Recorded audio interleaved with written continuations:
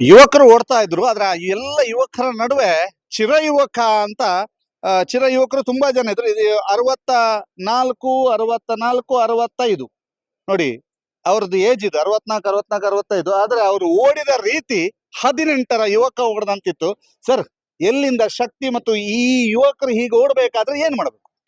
ಅದಂತ ಹೇಳಿ daily practice ಮತ್ತು ಫುಡ್ ಮೇಂಟೈನ್ ಮಾಡಬೇಕು ಮತ್ತು ನಮ್ಮ ಶಿಸ್ತು ಇದಕ್ಕೆ ಮೇಯ್ನ್. ಯಾಕಂತ ಹೇಳಿದ್ರೆ ನಾವು ರೆಗ್ಯುಲರ್ ಇದಕ್ಕಂತೇಳಿ ಬೆಳಿಗ್ಗೆ 1 ಗಂಟೆ ಸಾಯಂಕಾಲ 1 ಗಂಟೆ ಟೈಮ್ ಇಟ್ಟರೆ ನಮ್ಮ ಏಮನ್ನು ನಾವು ರೀಚ್ ಮಾಡ್ಬೋದು. ಯಾಕಂದರೆ ನಾವು ಎಲ್ಲರೂ ನಾವೆಲ್ಲ ರೆಗ್ಯುಲರ್ ಪ್ರಾಕ್ಟೀಸ್ ಮಾಡುವವರು. ನಾವು ಎಲ್ಲಿ ನಾವು ಎಲ್ಲ ಕಡೆಗೆ ನಾವು ಒಟ್ಟಿಗೆ ಆಗಿ ಹೋಗ್ತೇವೆ. ಮತ್ತು ಸಾಧಾರಣವಾಗಿ ನಮಗೆ ಮೂವರಿಗೂ ದೇವರ ದಯೆಯಿಂದ ಎಲ್ಲ ಕಡೆಯಲ್ಲಿ ಪ್ಲೇಸ್ ಸಿಗ್ತದೆ. ಇವರು 10K ಬರ್ತಾರೆ, ಅವರು 10K ಬರ್ತಾರೆ, ನಾನು 5K ಬರ್ತೇನೆ. ಹಾಗೆ ನಮ್ಮ ಅಸೋಸಿಯೇಷನ್ ಇದೆ, ಮಾಸ್ಟರ್ ಅಥ್ಲೆಟಿಕ್ ಅಸೋಸಿಯೇಷನ್. ನಾವು ಅದರಲ್ಲಿ ತುಂಬ ಮಂಗಳೂರು ಅದರಲ್ಲಿ ಸೀನಿಯರ್ ಇದೆ. ನಾವು ಅದರಲ್ಲಿ ಎಲ್ಲ ಮೆಂಬರ್ಸ್ ಆಗಿದ್ದೇವೆ. ನಮಗೆ ಅದರೆಲ್ಲ ಮೆಸೇಜ್ ಬರ್ತವೆ, ಎಲ್ಲೆಲ್ಲ ಸ್ಪೋರ್ಟ್ಸ್ ಇದೆ, ಎಲ್ಲಿ ಮ್ಯಾರಥಾನ್ ಇದೆ, ಎಲ್ಲದಕ್ಕೆ ನಾವು ಹೋಗ್ತೇವೆ. ನಾವು ಸ್ಟೇಟ್ ನ್ಯಾಷನಲ್ ಎಲ್ಲರೂ ನಾನು ಇಂಟರ್ನ್ಯಾಷನಲ್ ಅಲ್ಲ, ಇವರೆಲ್ಲ ಇಂಟರ್ನ್ಯಾಷನಲ್. ಮೊನ್ನೆ ತಾನೇ ಇದು ಏಷ್ಯನ್ ಮೀಟಿಂಗ್ ಇದೆ, ನಾನು ಅದು ಚೆನ್ನೈಯಲ್ಲಿ ಇದೆ, ಅದಕ್ಕೆ ಕಾಂಪೀಟ್ ಮಾಡಿದ್ದೇನೆ. ಇವರೆಲ್ಲ ಇಂಟರ್ನ್ಯಾಷನಲ್ ಇಬ್ಬರು ಹೋದವರು. ಸರ್, ಇಂಟರ್ನ್ಯಾಷನಲ್ ಯಾವುದು ಸ್ಪರ್ಧೆ? ನಾನು ಆ್ಯಕ್ಚುಲಿ ನಮ್ಮದು ಶಾರ್ಟ್ ಡಿಸ್ಟೆನ್ಸ್ 400 to 800. ನಾನು ಲಾಸ್ಟ್ ಇಯರ್ ಸಹ 800 ಮಾಸ್ಟರ್ ಅಥ್ಲೆಟಿಕ್ಸ್ ಅಂತೇಳಿ ನಮ್ಮದು ವಯೋವಿಮಾನದಲ್ಲಿ ಆಗ್ತದೆ. ಒಂದು 35 ಸ್ಟಾರ್ಟ್ ಆಗ್ತದೆ. ಎವ್ರಿ 35 ಇಯರ್ಸಿಗೆ ಒಂದು ಗ್ರೂಪ್ ಇರ್ತದೆ. ಸೊ ಅದರಲ್ಲಿ ನಾನು ಶ್ರೀಲಂಕಾದಲ್ಲಿ ಮೆಡಲ್ ಮಾಡಿದ್ದೇನೆ. 2010 ಏಷ್ಯನ್ ಮೆಟ್ ಕೊಲಾಲಂಪುರಕ್ಕೆ ಹೋಗಿದ್ದೇನೆ, ಮಲೇಷ್ಯಾ. ಮತ್ತು ಈ ವರ್ಷ ಹೋದ ವರ್ಷ ನವಂಬರಲ್ಲಿ ಚೆನ್ನೈಯಲ್ಲಿ ಹೋಗಿದ್ದೆ. ಇಂಜುರಿ ಆಗಿತ್ತು, ಪಾರ್ಟಿಸಿಪೇಟ್ ಮಾಡಲಿಕ್ಕೆ ಆಗಲಿಲ್ಲ. ಯೂಶಲಿ ನಂದು ಶಾರ್ಟ್ ರನ್ 400 800. ಸೊ ಈ ಮ್ಯಾರಥಾನ್ ಒಂದು 15 ವರ್ಷ ಹಿಂದೆಯಿಂದ ಈ ಮ್ಯಾರಥಾನ್ ಮೊದಲು ಒಳ್ಳೆ ಕ್ರಾಸ್ ಕಂಟ್ರಿ ರೇಸ್ ಅಂತ ಅಷ್ಟೇ ಇತ್ತು. ಸೊ ಈಗ ರೀಸೆಂಟ್ ಒಂದು 15 ವರ್ಷದಿಂದ ಎಲ್ಲ ಕಡೆ ಮ್ಯಾರಥಾನ್ ಆಗ್ತದೆ. ಸೊ ಅದಕ್ಕೆ ನಾವು ಈಗ 400 ಮತ್ತು 800 ಕೂಡ ಕಾಂಪೀಟ್ ಮಾಡಬೇಕಾದ್ರೂ ನಮ್ಗೆ ಎಂಡೂರೆನ್ಸ್ ಅಂತ ಪ್ರಾಕ್ಟೀಸ್ ಮಾಡಲಿಕ್ಕೆ ಉಂಟು. ಸ್ಲೋ ಅಲ್ಲಿ 5 ಕಿಲೋಮೀಟರ್ 10 ಕಿಲೋಮೀಟರ್ ವೀಕ್ಲಿ ಒಂದ್ಸಲ. ಸೊ ಅದೇ ಆಧಾರದ ಮೇಲೆ ನಾವು ಈಗ ಈ ಮ್ಯಾರಥಾನ್ ಕೂಡ ಸ್ಟಾರ್ಟ್ ಮಾಡಿದ್ವಿ. ಹಾಗಾಗಿ ಅದು ಕೂಡ ಇದಾಗಿದೆ. ನೀವು ಯಾವುದೇ ಒಂದು ಸಾಧನೆ ಮಾಡಬೇಕಾದ್ರೆ ಅದರಿಂದ ನಿಮ್ಗೆ ಪರಿಶ್ರಮ ಬೇಕೇ ಬೇಕು. ಸಾಧನೆ ಸಾಧ್ಯವೇ ಇಲ್ಲ. ಮತ್ತೆ ಈ ರೇಸ್ ಹೇಳ್ತಾರೆ, ಆಲ್ಮೋಸ್ಟ್ ಕೆಲವು ಡಾಕ್ಟರ್ಸ್ ಅವರು ಇವರೆಲ್ಲ ಹೇಳ್ತಾರೆ, ತುಂಬ ಓಡೋದ್ರಿಂದ ನಮಗೆ ಇಂಜುರಿ ಆಗ್ತದೆ, ರೋಡಲ್ಲಿ ಓಡೋದ್ರಿಂದ ನೀಗೆ ಇಂಜುರಿ ಆಗ್ತದೆ. ಇಲ್ಲ, ನಾನು ಸಾಧಾರಣ 1986 ಸ್ಟಾರ್ಟ್ ಮಾಡಿದೆ. 1986 ಸ್ಟಾರ್ಟ್ ಮಾಡಿದೆ. ಅಲ್ಲಿ ಸ್ಟಾರ್ಟ್ ಮಾಡಿದ್ರೆ ಇಲ್ಲಿವರೆಗೂ ಕೂಡ ನಾನು ಸ್ಟಾಪ್ ಮಾಡಲಿಲ್ಲ. ನಾನು ಸಿವಿಲ್ ಸರ್ವಿಸಲ್ಲಿದ್ದೆ. ಸೊ 89 ಸಿವಿಲ್ ಸರ್ವಿಸ್ ಅಪಾಯಿಂಟ್ಮೆಂಟ್ ಆದ ಹೆಲ್ತ್ ಡಿಪಾರ್ಟ್ಮೆಂಟಲ್ಲಿ ಲ್ಯಾಬ್ ಟೆಕ್ನಿಷಿಯನ್ ಆಗಿ. ಸೊ ಅಲ್ಲಿ ನಮಗೆ all India civil service, state level, district level meets ಇತ್ತು. ಸೊ ನಾವು 92 2023 ರಿಟೈರ್ಡ್ ಆಗೋ ತನಕ ನಾನು ರೆಗ್ಯುಲರ್ ಹೋಗ್ತಿದ್ದೆ. ಸ್ಟೇಟ್ ನ್ಯಾಷನಲ್ ಪ್ಲೇಸ್ ಮಾಡ್ತಿದ್ದೆ. 400 800 ನಂದು ಬೆಸ್ಟ್ ಇವೆಂಟ್. ಸೊ ಇದು ರೈನಥಾನ್ ಬಗ್ಗೆ ರೈನಥಾನು ತುಂಬ ಒಳ್ಳೆ ಇವೆಂಟು, ಖುಷಿಯಾಗಿತ್ತು. ಯಾಕಂದರೆ ಈಗ ಇದು ಅಂತಂದರೆ SDM ಅಂತ ಹೇಳಿದರೆ ಮೊದಲು ಸ್ಪೋರ್ಟ್ಸ್ ಅಂತಲೇ ಇತ್ತು. ಈಗ ಏನು ಆಳ್ವಾಸು ಮೂಡುಬಿದ್ರೆ ಏನು ಶುರುವಾಯಿತು. ಯೂಶಲಿ ಮೊದಲು ಸ್ಟಾರ್ಟಿಂಗ್ ಸ್ಪೋರ್ಟ್ಸಲ್ಲಿ ಇದ್ದದ್ದೇ SDM ಕಾಲೇಜ್ ಮತ್ತು ಸೈಂಟ್ ಫಿಲೋಮಿನಾ ಪುತ್ತೂರು ಕಾಲೇಜಿನಲ್ಲಿ ಎಲ್ಲ ಸ್ಟೂಡೆಂಟ್ಸು ಎಲ್ಲ ಬೇಗ, even weight lifting, power lifting, ಆಮೇಲೆ ಗುಡ್ಡಗಾಡು ಓಟದಲ್ಲಿ ಇವರೇ ಫೇಮಸ್ ಆಗಿದ್ದರು. ಸೊ ಈಗ ಅದನ್ನು ಪುನಃ ಅವರು ಇಂಥ ಇವೆಂಟು ಮಾಡಿರೋದ್ರಿಂದ ಸ್ಟೂಡೆಂಟಿಗೆ ಸ್ವಲ್ಪ ಇದ್ರ ಬಗ್ಗೆ, ಮತ್ತು ಏನು ನಮ್ಮ ಯುವಕರೇನಿದ್ದಾರೆ ಕೆಟ್ಟ ಬಿಟ್ಟು ಇಡೀ ದಿವಸ ಮೊಬೈಲಲ್ಲಿ ಕೂತ್ಕೊಳ್ಳೋದು, ಏನೇನೋ ಚಾಟ್ ಮಾಡೋದು, ಇಲ್ಲದು ಜಂಕ್ ಫುಡ್ ತಿಂದೆಲ್ಲ ಹಾಳಾಗೋದು, ಅದು ಬದಲು ಇದ್ರ ಬಗ್ಗೆ ಗಮನ ಕೊಟ್ಟರೆ ನಾವು ಸೀನಿಯರ್ಸ್ ಓಡೋದಂದ್ರೆ ನಮ್ಮಕ್ಕಿಂತ ಜೂನಿಯರ್ಸಿಗೆ ಒಂದು ಮೋಟಿವೇಶನ್ ಮಾಡೋ ಉದ್ದೇಶದಲ್ಲಿ ನಾವು ರೆಗ್ಯುಲರ್. ಈಗ ಉದಯ್ ಕುಮಾರ್ ಶೆಟ್ಟಿ ಅಂತ. ನನ್ನ ಹೆಸರು ಗಣೇಶ್ ಅಂತ. ನಾನು ರಿಟೈರ್ಡ್ ಎಂಪ್ಲಾಯ್, MRPL ಎಂಪ್ಲಾಯ್. ನಾನು ರೋಟರಿ ಕ್ಲಬ್ ಆಫ್ ಬೈಕಂಪಾಡಿದು ಪಾಸ್ಟ್ ಪ್ರೆಸಿಡೆಂಟ್. ನನಗೆ ಭಾರಿ ಖುಷಿ ಅಂದರೆ ರೋಟರಿ ಕ್ಲಬ್ ಆಫ್ ಇದು ಬೆಳ್ತಂಗಡಿ ಮತ್ತು ರೋಟರಿ ಕ್ಲಬ್ ಆಫ್ ಬ್ಯಾಂಗ್ಳೂರ್ನವರು ಆರ್ಗನೈಸ್ ಮಾಡೋದು ಭಾರಿ ಖುಷಿ ಆಯಿತು. ನಂದು ಇದು 103ನೇ ಮ್ಯಾರಥಾನ್. 103ನೇ ಮ್ಯಾರಥಾನ್. ನಾನು 2008 ಮ್ಯಾರಥಾನ್ ಸ್ಟಾರ್ಟ್ ಮಾಡಿದ್ದೇನೆ. ಆಗ ಲೈಫ್ ಈಸ್ ಕಾಲಿಂಗ್ ನಾವು ಮಂಗಳೂರಿನಲ್ಲಿ ಫಸ್ಟ್ ಮಾಡಿದ್ದು. ಅದರಲ್ಲಿ ನಾನು 5th place and 6th place ಬಂದಿದ್ದೇನೆ. ಮತ್ತು 2008 ಸ್ಟಾರ್ಟ್ ಮಾಡಿದ ಮೇಲೆ ನಾನು ಥ್ರೂಔಟ್ ಇಂಡಿಯಾ ಮ್ಯಾರಥಾನಲ್ಲೆಲ್ಲ ಭಾಗವಹಿಸ್ತಾ ಇದ್ದೇನೆ. ಏನು ಹೇಳ್ತೀರಿ ಸರ್?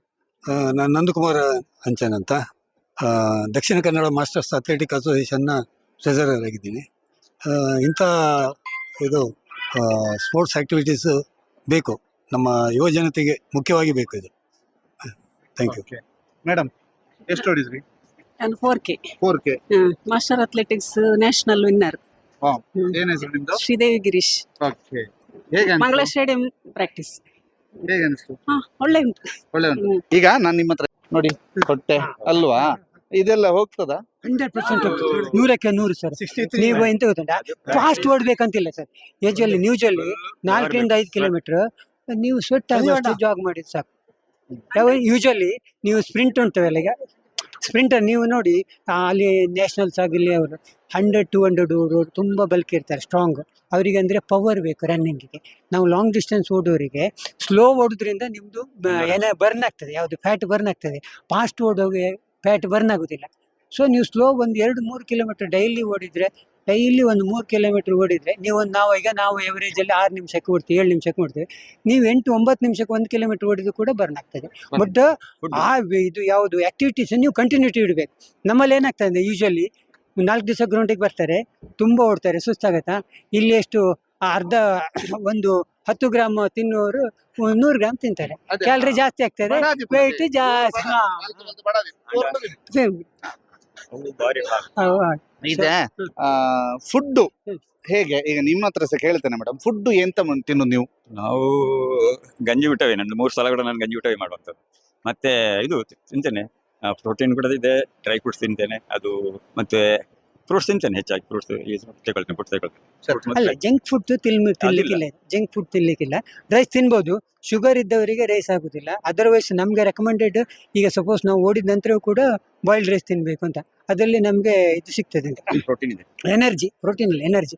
ಅದ್ರ ಜೊತೆಗೆ ಪ್ರೋಟೀನ್ ತುಂಬ ಬೇಕು. ನಾವು ಕೆಲವೊಮ್ಮೆ ಸೋಲುದು, ನಾವು ವರ್ಕೌಟ್ ಜಾಸ್ತಿ ಮಾಡ್ತೇವೆ, ಪ್ರೋಟೀನ್ ಇಂಟೇಕ್ ಕಡಿಮೆ ಆಗ್ತದೆ. ಸೊ ಆಗ ನಮ್ದು ವೀಕ್ ಆಗ್ತಾ ಹೋಗ್ತೇನೆ.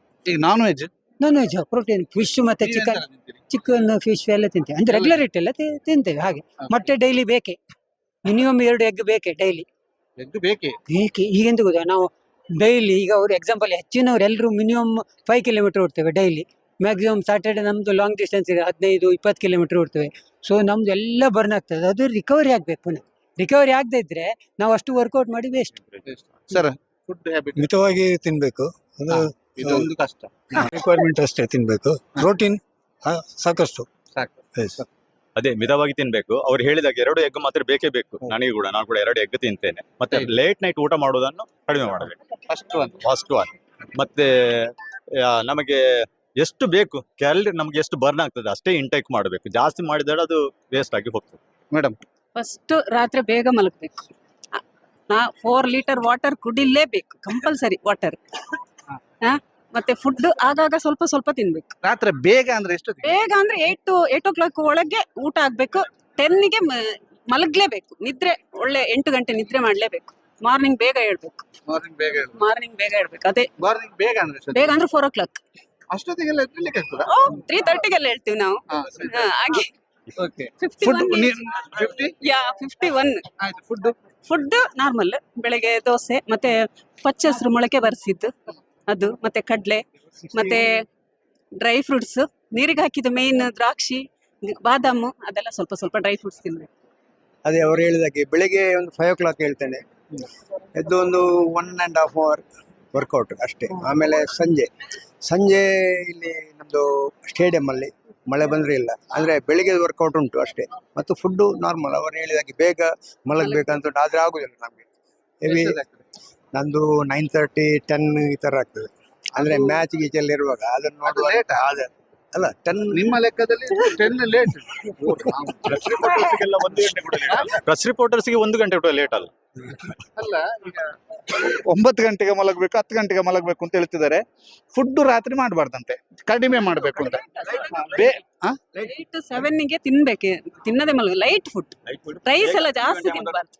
ಬೇಗ ಅದು ನಮ್ಗೆ 2 hours ಬೇಕು ಡೈಜೆಷನ್ ಆಗಿ ಮಲಗಬೇಕು. ಇಲ್ಲದಿದ್ರೆ ಎಸಿಡಿಟಿ ಎಲ್ಲ ಸ್ಟಾರ್ಟ್ ಆಗ್ತದೆ. ಹೆಲ್ತ್ ಕಾನ್ಸಿಯಸ್ ಇರಬೇಕು. ನಿಮಗೆ ಅಸಿಡಿಟಿ ಇದೆಯಾ, ಅಥವಾ ನಿಮಗೇನಾದ್ರೂ ಫುಡ್ಡಿನ ಬಗ್ಗೆ ಆಸಕ್ತಿ ಇದೆಯಾ? ಖಂಡಿತ ಇವ್ರ ಮಾತನ್ನ ಕೇಳಿ. ಜೊತೆಗೆ ಹೊಟ್ಟೆ ಬೆಳೆಸ್ಕೊಂಡಿದ್ದೀರ ನಂತರ ನೀವು ಕೂಡ ಈ ಮಾತನ್ನ ಕೇಳಿ. ಡೈಲಿ ಬರ್ನ್ ಮಾಡಬೇಕು, ಬರ್ನ್ ಮಾಡಿದಕ್ಕೆ ತಕ್ಕದಾಗಿ ತಿನ್ನಬೇಕು. ಹಾಗಂತ ಹೇಳಿ 5 ಗ್ರಾಮಿದು ಬರ್ನ್ ಮಾಡಿ 25 ಗ್ರಾಮಿದು ಮುಂಕು ಮುಟ್ಟ ತಿನ್ನುವುದಲ್ಲ ಅಂತ ಅವ್ರು ಹೇಳುದು.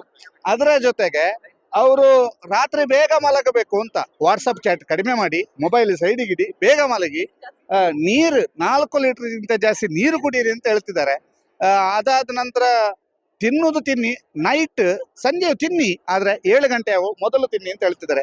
ಇಷ್ಟನ್ನ ಹೇಳ್ತಿರೋರು ಬೇರೆ ಯಾರು ಅಲ್ಲ, ನಮ್ಮೆಲ್ಲರ ಎದುರು ಸಾಧನೆಯ ರೂಪದಲ್ಲಿ ನಿಂತಿರ್ತಕ್ಕಂಥ ಎಲ್ಲ ಮ್ಯಾರಥಾನ್ ರನ್ನರ್ಸು, 60 ವರ್ಷ ಮೇಲ್ಪಟ್ಟವರು, ಮೇಡಮ್ 50 ವರ್ಷ ಮೇಲ್ಪಟ್ಟವರು. ಅದರಿಂದ ಎಲ್ಲ 60 ವರ್ಷ ಮೇಲ್ಪಟ್ಟವ್ರು ನೀಡಿದಂತಹ ಸಲಹೆಯನ್ನ ನೀವೆಲ್ಲ ಸ್ವೀಕರಿಸ್ತೀರಿ ಅಂತ ನಂಬ್ತಾ ನಾನು ಸ್ವೀಕರಿಸುವ ಪ್ರಯತ್ನ ಮಾಡ್ತೇನೆ ಅಂತ ಹೇಳ್ತಾ ಈ ವರದಿಯನ್ನ ಕೊನೆಗೊಳಿಸ್ತಾ ಇದ್ದೀನಿ. ವಿನೋಲ್ ಲೋಬೋ ಜೊತೆಗೆ ದಾಮೋದರ ದುಂಡೋಲೆ, ಸುದ್ದಿ ನ್ಯೂಸ್, ಉಜಿರೆ.